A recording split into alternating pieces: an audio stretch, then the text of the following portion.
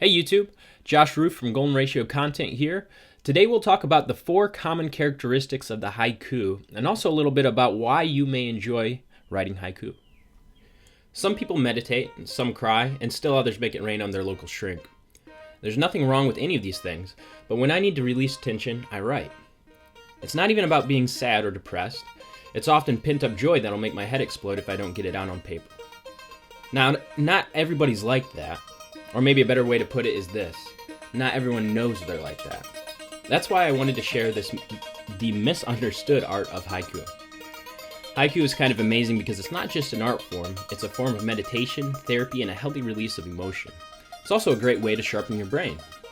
If you enjoy nature and appreciate poetry, the haiku is certainly for you.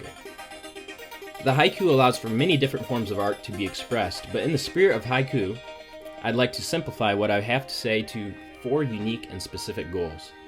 These are common themes in both ancient haiku and modern alike.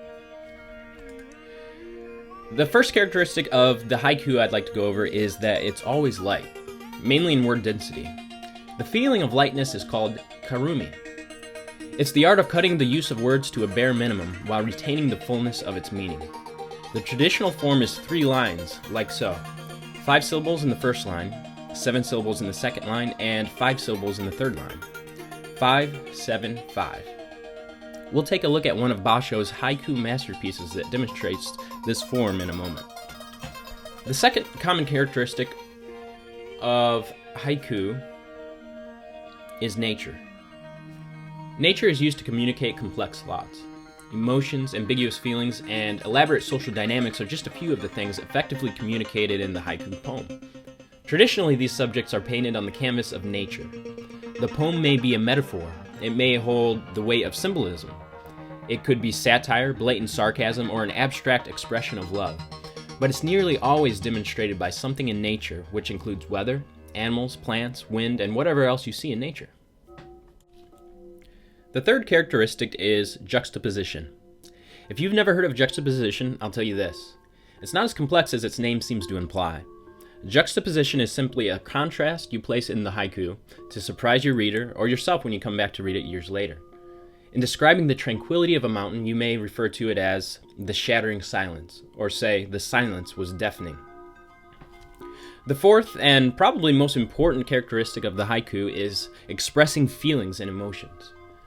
Rarely is the feeling itself named. A good haiku doesn't say, "I felt sad." It says, "My life is cold and dark and dreary." That's an excerpt from one of Longfellow's not-so-haiku poems, but an awesome poem nonetheless. Like all forms of good writing, it shows the reader the emotion, painting a picture and composing a song that resonates in the heart of the person reading it, who has felt these emotions as well.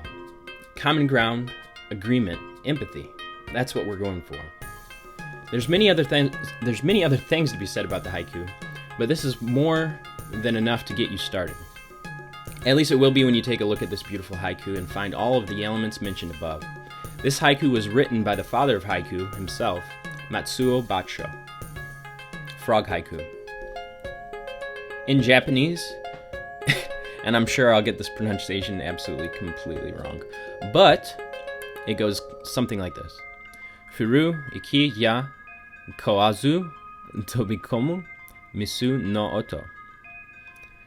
Again, I'm sure my pronunciation is absolutely awful, but I can do this one right. In English, this is what it sounds like. Frog haiku. A lonely pond in age-old stillness sleeps, apart, unstirred by sound or motion, till, suddenly into it, a lithe frog leaps.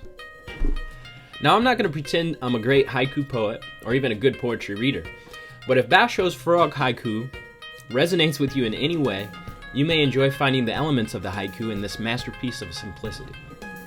I'll add the main points and the frog haiku in the description below, and I hope it helped.